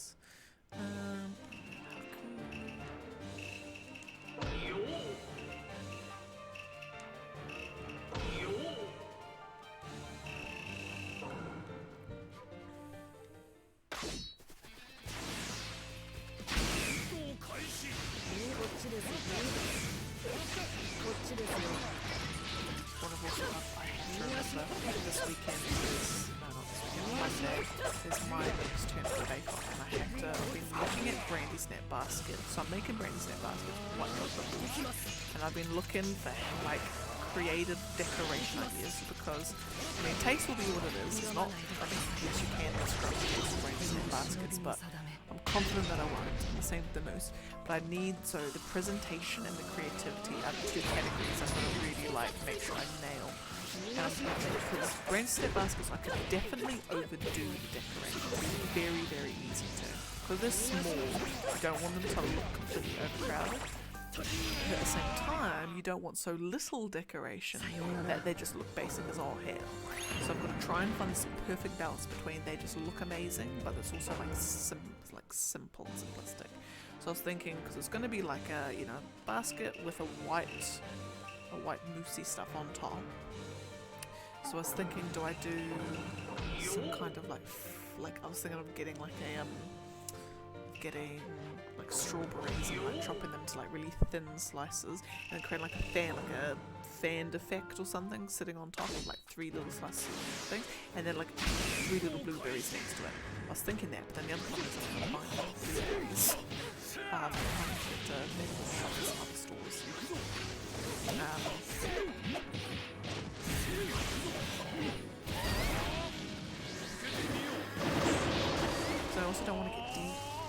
rated stuff either. Because that just tastes good. Unless I actually get some frozen blueberries and then just thaw them out and dry them. Something like that. Might be better. But anyway, so I was thinking of doing that. And as you got I've got my fan of strawberries, I've got my blueberries, and then I was thinking too, is because you can get those like actual edible flowers, like not those candy flowers or sugar flowers, but like actual proper flowers that you can eat. I was thinking of getting some of those and putting them on top just for a little like pizzazz and colour, even though the fruit's doing that anyway, but like even more pizzazz and colour, and it looks cool, it looks fruity. So I was thinking of doing that.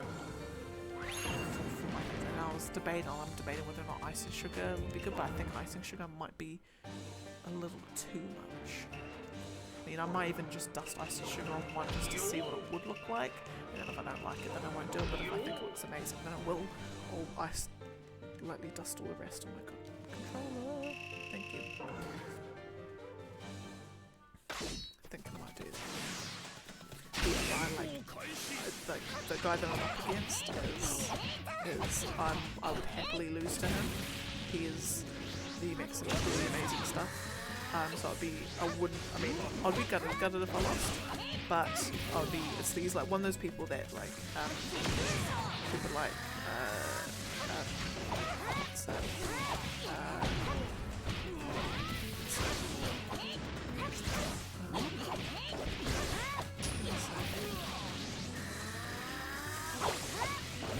I'd be good if I lost, but I'd be happy losing to him. Oh, the Valkyrie Queen, yeah. She is the hardest. She is like the single hardest fight in the game. It took me good, like, I want to say like 20 tries. And she does this one move. And I can't remember, what was it? She does like a move where she jumps up in the air and does like a big giant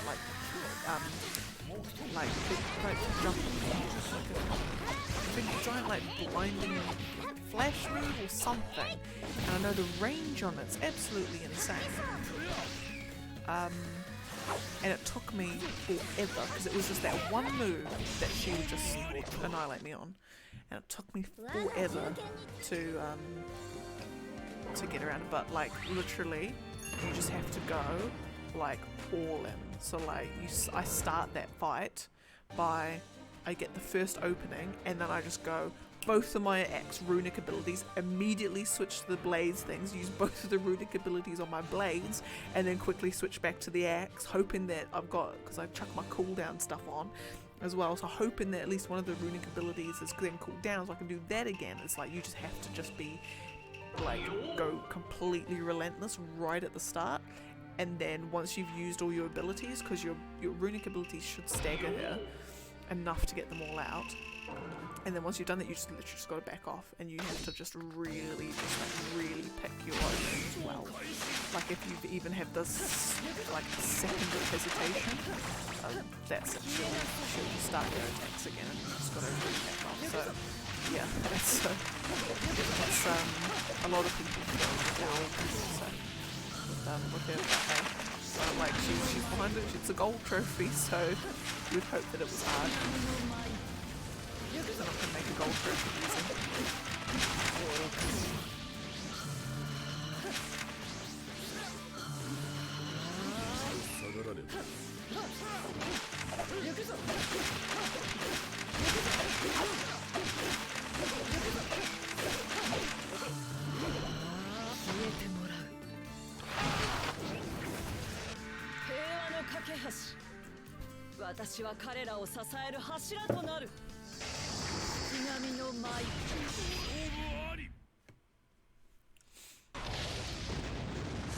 Yeah, that's one of it's one of those fights that kind of like it's what like, because I always do fights, so I'm thinking like what are the developers wanting me to do in this fight? And I know like I'm trying to apply that logic to some games or some fights, just like you don't need to go that hard. You don't need to overanalyze it that much. But I know that God of War is a game made with a lot of intelligence. And I'm thinking, like, what does it want you to do? And I'm like, it doesn't want you to be... You would think that it wants you to be, like, defensive, in the sense that, like, you just take your time and slowly chip away at it. But actually, I don't think it does. I think it wants you to be very good at finding openings and just absolutely just wailing on her in that window, and then as soon as that window closes, knowing immediately when that window closes, backing off and just rinsing and repeating that. So like you can't, like dragging the fight on, like dragging it on by playing really defensively isn't what they want you to do. And I don't think it's what that fight is intended to do. Because it's one of those things that you'll just get insanely frustrated that you're just slowly chipping away, throwing the axe or whatever you do. Just slowly chipping away. And then all she has to do is just do a power move, boom, like you're gone. Like that, it's one of those fights that you just gotta just do it fast. And it's I think in terms of like as a fight, I just think it's great. I mean, like, it's kind of like you've beaten people with all these moves before, so like, well, just do it again, guys. That's all you gotta do. Just do that again.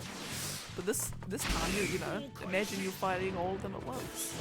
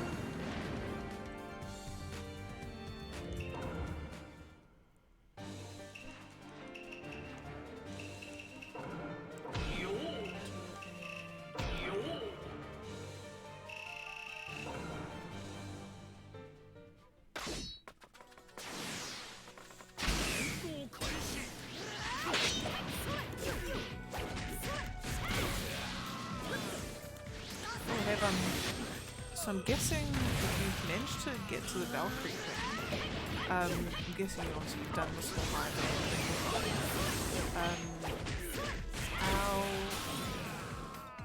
What's that? Have you managed to, in Niflheim, have you managed to do all the, get all the, like, do all the Mystico grinding and get in the treasure chest? Because I'm actually, like, I'm doing that actually at the moment. I was thinking, I need to platinum that game. Keep trying to platinum that game and I never do. And it's literally just got to grind those last bits out.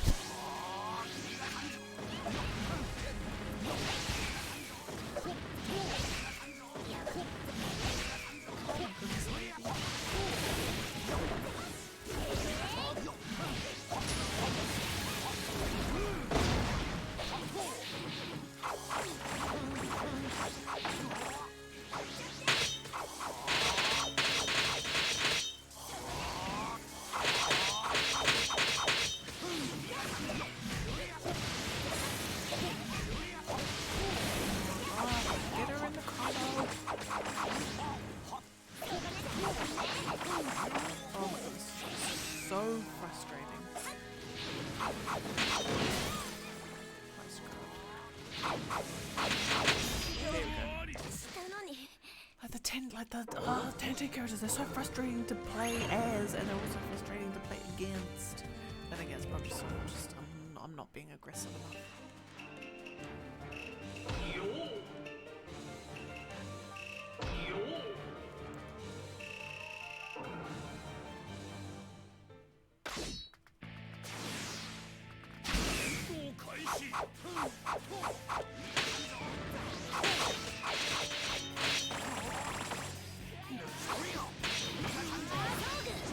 I'm always gonna do like ultimates.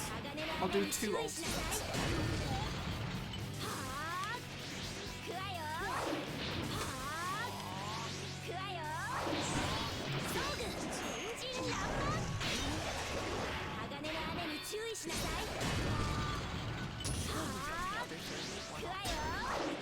We'll fly it up. It's the last time I've got to play as this stupid shuriken they just chakra dash in, substitute in, chakra dash away, always zipping around, zipping the doodahs, always blocking, always chakra dashing. Just let me just get one shuriken, thank you.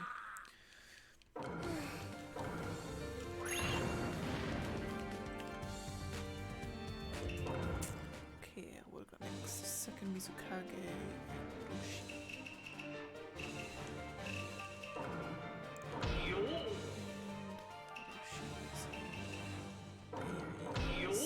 Fabulous. I'll update the list after this one because now we're down to 8,980.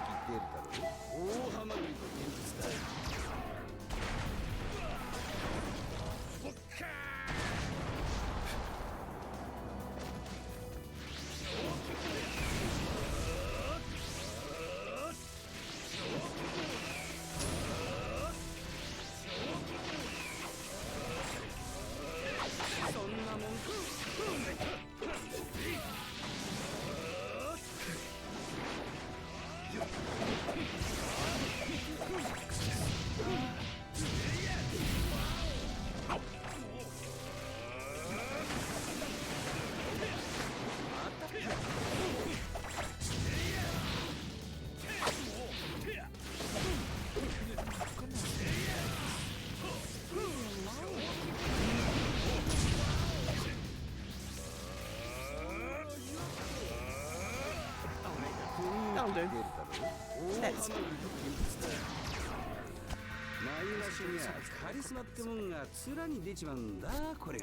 About 10 minutes.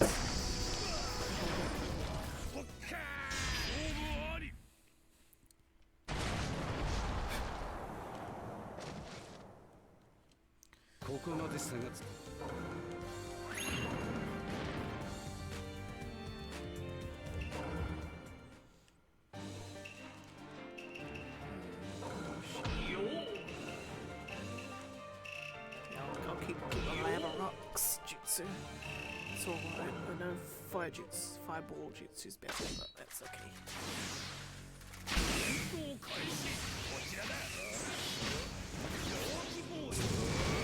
Oh, got him. Nice. Oh my god, sorry. Controller. Disconnect the old.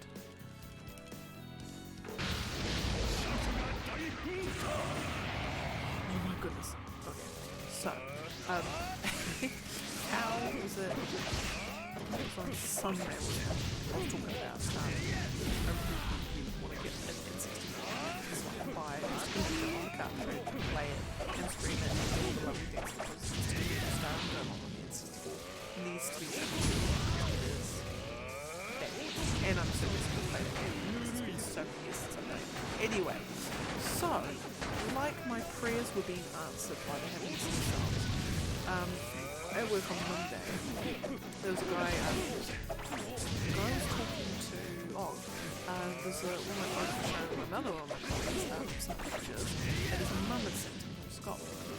going through Mum's going through his like his old stuff in the attic at the minute. And it's finding all his old stuff and asking what to do with it. And she's like, oh, here's your old N64 with all these games and stuff. What do you want to do with it? And he's like, oh, well, no, I'll probably sell it. So, you know, I'll have a look on she was going to send it over and then he'll probably put it up on Trade Me. And I happened to then walk in while he was talking about this. I'm like, oh, what's that I see there? Is it an N64? He's like, oh yeah, I'm selling it. I'm like, how much do you want for it? And he's like, oh, I don't know about the update. And I'm just like, I'm serious. How much do you want for it? And he's like, oh, I don't know, just I don't really know a price. I've been looking around to see what's the price they do go for. I'm like, he's like, oh, how much do they go for? I'm like, oh, well, what comes with it? So it's like, it's N64, 3 controllers, and it's like 6 or 7 games, and I'm like, easily 340 bucks. Easily. You know, seriously, I'm like, yeah, I will, like, no joke, I will buy that off you. If you'll sell it, I'll buy it. Because then I just gotta get the N64. I've got like all the games that it comes with. I mean, some of them I have played, some of them I haven't. And then I can buy these too. Cartridge, and that's it. Like, and that's it. I now have an N64 with Mystical Ninja. Oh, and it's got a freedom time as well, so I can be like, right, Robbie, I'm going to show you what started my whole gaming love off. I'm going to show you the game that got me into games. You know, play it on the N64. Play it in its purest form. And it's going to be fantastic. So that will, I mean, that'll probably happen like months away, but at least I now have. Well, I mean, there's absolutely nothing stopping me getting an N64 from trading anyway. But I just thought, hey, if he's selling, I'll buy it. And if it comes with a green as well. Hey,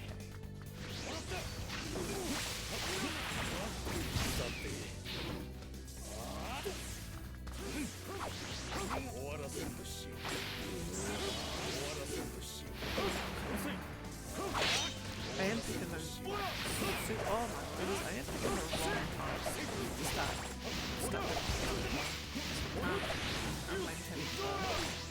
I'm blaming him for picking the right foot.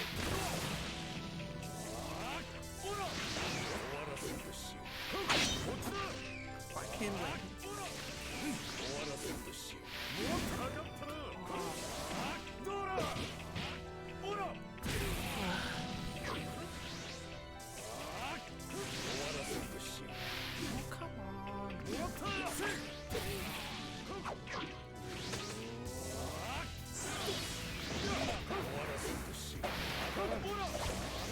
Right now, there we go. Thank you.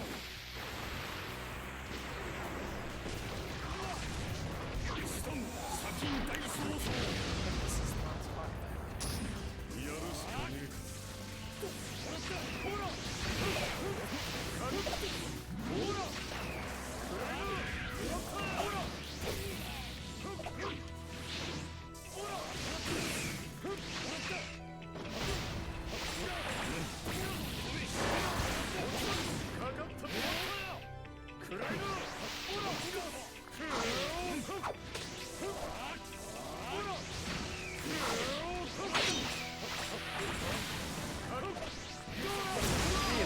Fabulous. Okay, I might actually leave it there.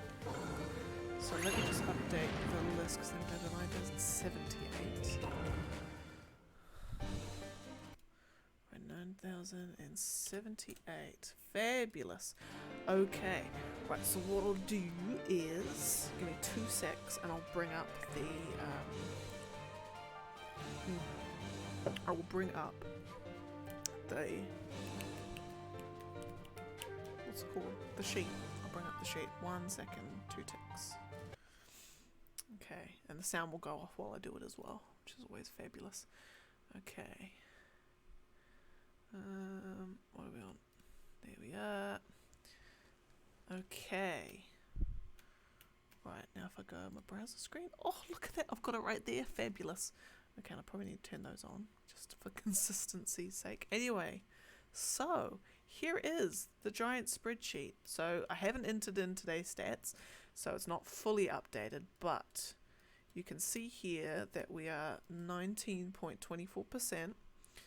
we've done, I mean, that will be updated. Oh, that, I feel like that number's wrong, but anyway, we'll see how we go. But anyway, so this is our sheet as it is. All the reds are where I've lost a fight. Thankfully, there's not actually that many of them, mercifully, considering I'm on an average difficulty. But yeah, but we've just got greens, greens, greens across the board. It's fabulous, it's lovely. And while we're at it, oh goodness, oh beans. Oh my goodness. Hello. What? Are you wanting cheese cook though? Yeah, I'm almost finished. Are you? Okay. Yeah. I'll come out when ready. Okay. Yeah. Anyway, so while we're here now, I'll go confetti. Oh my god, can you even see that? Oh my goodness, that doesn't even. Okay, 1 second. I probably. Oh my goodness, how do I reset my?